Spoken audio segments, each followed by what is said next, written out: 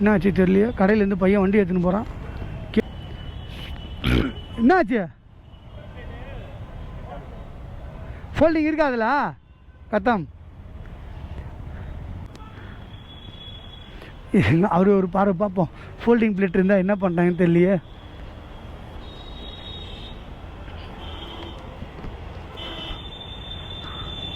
என்ன folding pleated? ஏன் நீ கைட்லையா? நேற்று தான் பார்த்தியா? அது போட்டாங்களே 4-5 நாள் ஆச்சே. ஃபோல்டிங் பிளேட்டு விற்கிறவங்களுக்கு படம் பிடிச்சிட்டாங்களே.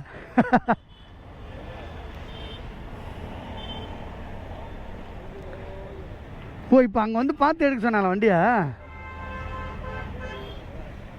சொல்கிறது நான் இங்கே ஒர்க் பண்ணுறேன் கழட்டிடுறேன்னு சொல்லிட்டு.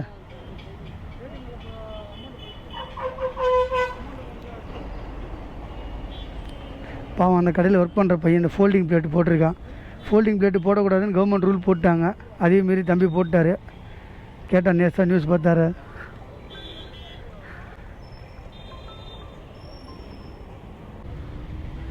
ஸோ மக்களே தயவுசெய்து ஃபோல்டிங் பிளேட்டு போடாதீங்க. போட்டிருந்தால் முதல்ல கழட்டிட்டு நார்மல் பிளேட்டு போடுங்க. சுற்றி வளைச்சி பிடிக்கிறாங்க.